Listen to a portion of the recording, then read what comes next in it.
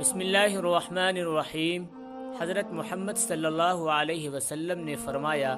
آخری بندہ جسے اللہ پاک جہنم سے نکالے گا، پتہ نہیں کتنے ہزار سال جہنم میں چلنے کے بعد جب باہر آئے گا تو پلٹ کر جہنم کی طرف دیکھے گا اور کہے گا، یا اللہ تیرا شکر ہے تو نے مجھے اس دردناک عذاب سے نجات دے دی۔ اسے سامنے ایک پودا نظر آئے گا تو کہے گا، اتنا عرصہ بیت گیا، نہ ٹھنڈ دیکھی، نہ رحمت دیکھی، نہ مٹھاس چکھی، نہ پانی چکھا، تو کہے گا، اللہ مجھے اس سائے کے نیچے کر دے، تیری بڑی مہربانی۔ اللہ پاک فرمائیں گے، جا، وہ سایہ تجھے نصیب کر دیا۔ کچھ دیر ادھر بیٹھے گا، سستائے گا اور بار بار جہنم کی طرف دیکھے گا اور کہے گا، ہائے کتنا دردناک عذاب تھا، کتنی طویل رات تھی، کتنا طویل دن تھا۔ میں رب کا شکر ادا کرتا ہوں، صرف توحید کی نعمت کی وجہ سے اس نے مجھے نکال لیا۔ سامنے ایک اور درخت کی طرف نظر جائے گی جو اس پودے سے کافی بڑا ہوگا تو کہے گا، اللہ ایک تجھ سے اور مطالبہ کرتا ہوں، آج کے بعد کوئی مطالبہ نہیں کروں گا، اس درخت کے سائے کے نیچے پہنچا دے، تیری بڑی مہربانی۔ اللہ پاک فرمائیں گے، پکا وعدہ کرتا ہے، اے بدبخت، ساری زندگی گناہ کرتا رہا،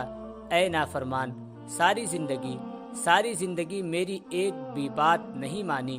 شکر نہیں کرتا کہ جہنم سے نکال دیا ہے، اب فرمائش کرتا ہے تو کہے گا، اللہ بس یہ آخری درخواست ہے، تیری عزت کی قسم، اس کے بعد کوئی مطالبہ نہیں کروں گا، بس اس درخت کے نیچے پہنچا دے۔ اللہ پاک فرمائیں گے، جا، تجھے نصیب کیا، ایک اور بڑا درخت دیکھے گا تو پھر تھوڑی دیر کے بعد کہے گا، اللہ میں دنیا میں تیری رحمت کو پہچان نہیں سکا، اب تو اپنی رحمت دکھا، بس اس درخت کے نیچے پہنچا دے، تیری بڑی مہربانی، تیری عزت کی قسم، آخری مطالبہ ہے، اب کوئی مطالبہ نہیں کروں گا۔ اللہ پاک فرمائے گا، اتنا بڑا نافرمان مجرم آدمی، پھر فرمائش شروع کر دی ہے، شکر نہیں کرتا، جہنم سے نکال دیا ہے، تو کہے گا، یا اللہ تیری عزت کی قسم، بس اب نہیں کہوں گا، یہ آخری مطالبہ ہے۔ تو اللہ پاک فرمائیں گے، جا، تجھے نصیب کیا۔ متعدد بار اس طرح کرے گا اور ایک درخت کے نیچے جا کر بیٹھے گا تو تھوڑی دیر وہاں بیٹھنے کے بعد اسے جنت میں ایک مقام نظر آئے گا، اسے دیکھے گا تو حقیر ہو جائے گا، لیکن دل میں خیال آئے گا کہ اب اگر مانگا تو کہیں اللہ دوبارہ جہنم میں نہ بھیج دے، لہٰذا چپ کر کے بیٹھا رہے گا، لیکن اندر دل ہی دل میں ابال اٹھیں گے کہ مانگوں، لیکن ڈر سے مانگے گا نہیں کہ اتنی دفعہ قسمیں کھائیں، توڑ دی، کہیں اللہ دوبارہ جہنم میں نہ بھیج دے، تو چپ کر کے بیٹھا رہے گا۔ اب اللہ تو اندر کے بھید بھی جانتا ہے۔ تھوڑی دیر کے بعد اللہ کہے گا، مانگتے کیوں نہیں ہو، مانگ کیوں نہیں رہے مجھ سے؟ تو کہے گا، یا اللہ میں نے اتنا مانگا، اب مانگتے شرم آتی ہے، تیری اتنی دفعہ قسمیں توڑی ہے، اب تیری قسم توڑتے شرم آتی ہے۔ تو اللہ پاک کہیں گے، لگتا ہے تو نے مجھے سمجھا ہی نہیں ہے،